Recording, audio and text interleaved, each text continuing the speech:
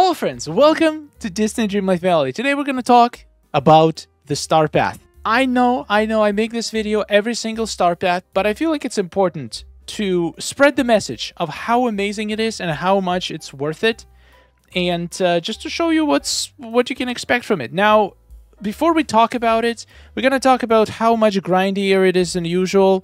Was it worth it? Was it a good star path? How it compares to other star paths and all of that. Before we do though, I just want to ask for a small favor. Click that subscribe button. We're trying to reach 42,000 subscribers so we can launch another giveaway where 3 lucky winners will be able to get a free DLC or $30 gift card to spend on Moonstones. And we have the same giveaway currently going on as well. The link is in description. Definitely check it out. You can enter for a chance to win absolutely for free. Now, before we talk, let's claim all of the... let me finish the star path. I'm actually not finished with it. I need to still do a few things. I need to talk to a few people. I need to do a design challenge. And I need to serve a few customers. Let's get it done. All right, Ursula, right on time. Talk to me. You seem lost. And boom! Grilled veggie platter for you, sir. Grilled veggie platter for you, sir. And good old-fashioned burger for you, sir. And we're done with another one. And we done another one. I'm flying through this. And it's done! The whole star path is done. That's a good feeling. This one took a while. This one took a while, but... you have completed all the duties. 110 duties. 20 extra duties over the regular star path. But look at these bonus rewards. Now, I've seen some people being happy about it, and I've seen some people being very displeased with the bonus rewards. They don't feel like you should need to complete all of these to just get their Moonstones back. A lot of people just wanted to be able to get their Moonstones back before going to bonus stage. And I'm gonna say I probably agree with this. I feel like the Moonstones should have been locked behind the regular rewards, but I feel like the problem with this is that people might not realize there's bonus rewards and just spend all of their Moonstones, all of their tokens on Moonstones and never even have a chance to unlock the bonus ones. Oh my god, collect. Oh, the house. I got it. I finally got it. I cannot believe this. This took me forever. And now we're gonna collect all of the Moonstones back. By the way, guys, if you bought a cheaper version, I'll show you a little trick how you can get free 100 Moonstones. It's pretty cool. So after you're done here, if you bought $2,500 Moonstone version, not 3,300 Moonstones version, you can go into the store and you can actually buy additional. Basically, it's gonna allow you to buy additional. If you go to the star path, it's gonna have an option here for 800 tokens to buy additional 100 for 800 Moonstones buy additional 100 tokens. Definitely buy it because you can sell them back if you completed the whole thing. You can sell them back for 900 Moonstones, so you get free 100 Moonstones just like that. So let's talk about the rewards and let's talk about it if the star path was worth it. Before we do though, I wanted to take a look at one Reddit post that I've seen today, and I feel like it's very relevant to the discussion. By Pineapple Rodent. Does anyone actually enjoy the star path? That's a very good question because I have seen a lot of negative posts on Reddit, people complaining about certain tasks and how grindy it is and how difficult it is. So let's read this post. I see lots of posts complaining about the star paths and never really any positive ones. This is absolutely not a judgment.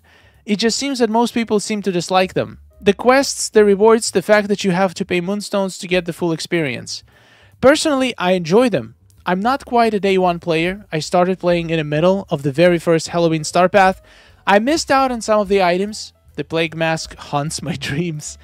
Honestly, it looks cool, but I've never used it in my life. It's just not... I don't think you should feel bad about missing it. It's not that great, let's be honest. And that has probably influenced how I feel because I'm motivated to finish every star path. That's exactly the truth because you are going to miss one of these items that you will later on want to get.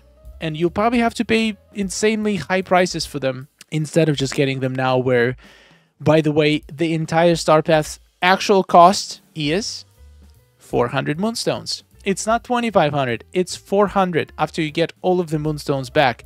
And 400 moonstones is 8 days. 8 days collecting blue chests. So you basically get it for free. So even if it feels like you have to pay moonstones, you only spend 8 days worth of blue chests to get an entire 2-month star path. It's worth it. Trust me, no matter how you put it, if there is at least one item in there that you like, just think about it as buying it for 400 moonstones and then getting everything else in the star path as a bonus.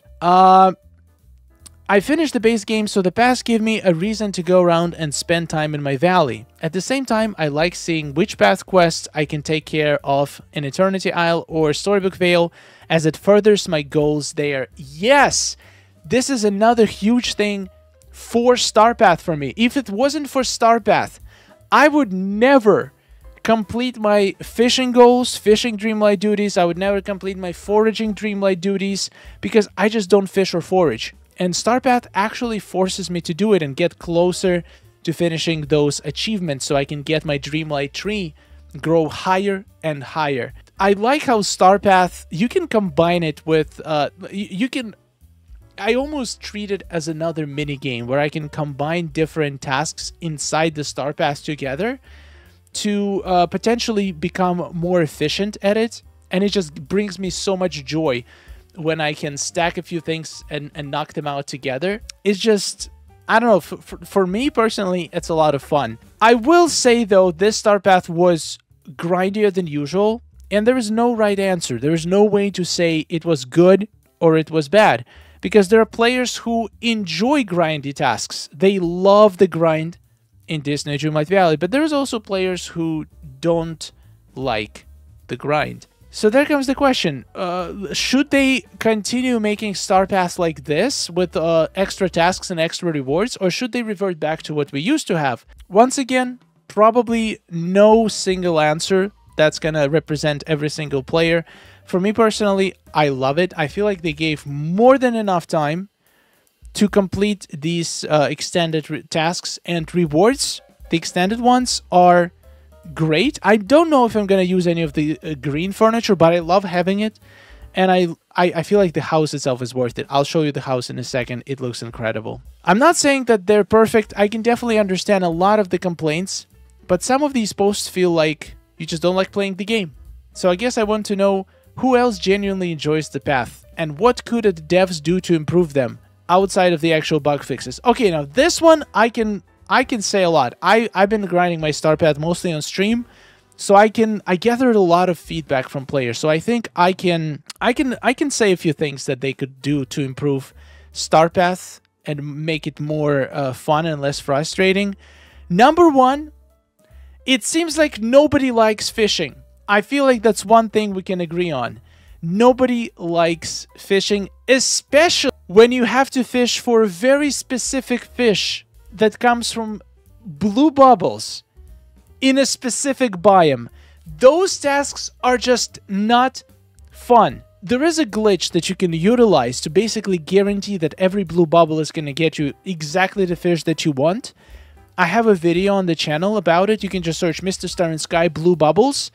You're definitely going to find it. It makes it so much easier to do those tasks, but we shouldn't need to use a glitch to be able to even come close to these tasks being tolerable. So, in my opinion, they should remove the restriction for the biomes, for the blue fishes. It's hard enough already to catch tilapia. Why do we have to catch it specifically from Sunlit Plateau? Doesn't make any sense to me. I feel like they should find a way to make fishing tasks easier and more fun, because that seems to be the tasks that most people hate. The other tasks that got the most complaints are, I've seen a lot of people complaining about the gift-giving tasks, like for example, 15 gifts to Toy Story characters. I honestly don't understand this complaint. I feel like this is one of the easiest tasks. It takes like 2 minutes to give those gifts. You just need to do it over 3 days, which is, it seems like a lot, but it actually takes about 2 minutes every day. Compared to the catching 7 tilapia, giving 15 gifts it feels so easy, and it's something that is actually fun. I don't know. I just love giving gifts. I love finding the specific items, basically going through my storage, cooking something. I always find a new recipe that I've never cooked before while doing favorite gifts. So I also expand my recipe collection. And I just love giving people their favorite things. I don't know, it just feels satisfying to me. So I personally don't have any problems with those tasks. There is also a memory tasks, which a lot of people complain about. This one, I feel like I'm in a position where I have this giant memory field. So I'm like, I probably have enough memories to sustain me for the rest of time. But I can understand how, if you don't focus on memories, how this can take a long time to complete. Really long time. So I'm not entirely sure why they decided to do memory tasks, because it's a very recent addition. I think only last 2 star paths had memory orbs, and this one had way more than the previous one. So I really don't understand the logic here. They did it once to test the waters. They saw, I don't think I've seen a single person loving the task. I've seen a lot of complaints about the memory tasks. So they saw that feedback, and then they decided to do even more memory tasks in this star path. I don't understand the logic. I personally feel like it's probably for the better if it doesn't exist in the star path, because if you are not focusing on memories, if you're not planning ahead and saving all of your memories, it's gonna be a very difficult task. But on the other hand, by now, I feel like a lot of people already expect memories to be part of the star path, so they're gonna start saving their memories early. So right now, don't open any memories, just save them for your next star path. The only problem is that remembering where those memories are, because they can spawn anywhere in the valley. Another thing, there was a lot of Daisy Boutique challenges. And there are ways to cheese it. There are ways to set up your Daisy Boutique where you can instantly complete absolutely any challenge. And I'm probably going to make a video on it, because it feels like they're really trying to make people do Daisy challenges. So I am going to work on a video on how to set up your boutique to automatically complete absolutely any challenge they can throw at you. It's really not very difficult. You're on Reddit. 90% of posts are people complaining about something. Love it. That's also, I feel like it's a part of human psychology. We don't go and make a post about something if it's good. Like, I had fun doing the Star Path task. I'm not gonna go on Reddit and say, "Oh, I really like this task. It was fun." But if it caused me any kind of frustration, and if I feel like I can, like, it's just, for some reason, it's more natural for humans to want to share the negative experiences than it is the positive. So I would take all of these posts with a grain of salt. There is probably maybe 5% of player base who are, like, seriously upset with some tasks. The rest are totally fine. They just don't feel like it's worth making a post about. But yeah, certain things definitely can be improved in Star Paths. I use the Star Path as motivation to play the game. Once I finish the Star Path, I take a break from the game until the next one starts. Gives me a nice balance. Oh, interesting. I usually, when I finish Star Path, I switch to decorating. So there's always, like, I feel like Star Path is actually playing the game, because it forces you to do the regular activities. Something you, like, once you've completed all the quests, once you've basically completed the story, there is not much incentive to continue doing just the regular things, except maybe stockpiling resources.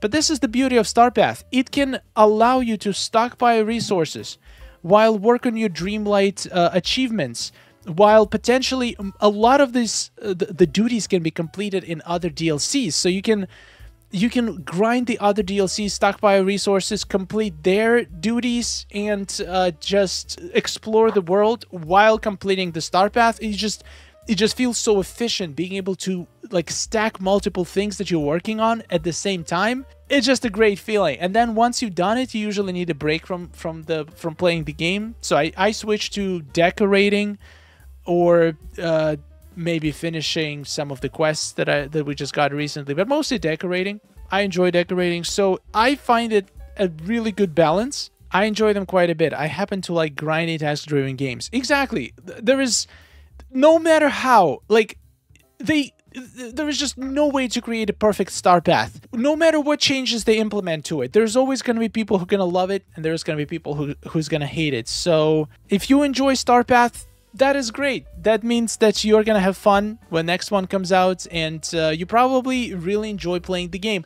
If you don't like star path, then the author made a pretty good point. Do you even like playing the game? Because what would be the reason not to do star path? If the smallest grindy tasks warrant like event Reddit posts, it really doesn't feel like you're enjoying the game. And maybe the best thing about star path is completely optional. You can completely ignore it and just focus on whichever aspect of the game you do enjoy. Maybe you're just there for decorating. But then in order to decorate, you might want the items that are inside the star path, so that might force you to actually play the game. So it's a weird balance. Anyway, let's go into the game and let's take a look at all the items. You know, here's some of the items from the star path. Not all of them, but some of them. I just love how this dark wood green and light wood blue, it's just two such distinct styles. And it's also easier for the team to design these items because it's literally just, it's the same model, just slightly recolored textures. And it creates basically completely new look for the game as well. I think the items are top notch. I honestly feel this was one of the best star paths we've ever had, just for the quality of items. We got lots of winter stuff. We were lacking a lot of Frosted Heights themed decorations. There's just so many cool items. I almost wish there was, all of these items had a dark version. For example, I would love to get a dark version of the light pole. I would love to get a dark version of this chair instrument. Not everything came with a dark version, but oh yeah, and this house is stunning. It's so good. It has trees covered in snow. Come on. All of this for 400 moonstones. All of this plus all of these goodies. We got a little bunny rabbit. We got wallpapers. We got motifs who nobody cares about. We got chandelier. We got hairstyles. We got wings. A bunch of outfits. Windows. Like, it's incredible. Star paths are incredible, and I'm going to keep preaching it every single star path. They're always worth it. If you enjoy playing the game, there is no reason not to do star path. Even if you don't like most of the items, all it takes is one item in there that you absolutely love. It's already worth it. Everything else is just a bonus, and you never know when you're gonna need certain items. So yeah, if you haven't done your star path, if you're still debating if you should get the premium or not, I say do it. I think if you're still playing Disney Dreamlight Valley in 1 year, you're gonna be so happy for the next winter that you have all of these items that you can use to decorate for Dream Snaps and just change the look of your valley. You might not feel like you're into decorating today, but after finishing all the quests, maybe you just started recently, you're still getting the hang of things. After you're done with everything, you might discover this urge and itch for decorating. And if you have all these items, you're actually going to have a chance to make your valley even more spectacular that you would without having them. It's like having premium shop items for insane discounts. Anyway, I think I spoke enough on the topic. Thank you so much for watching. I have nothing else to add. I hope you guys have fun. I know some tasks are very grindy. Some tasks seem cruel, but after all, we have plenty of time to do this. Do not overdo it. If you feel like you're starting to get frustrated, just take a break. Star path is not going anywhere. We still have a whole month to complete it. So yeah, it's definitely doable, and you are gonna do it even if you start now.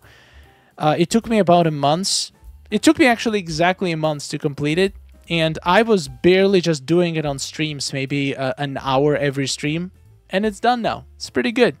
Thank you for watching. Subscribe for more, and goodbye.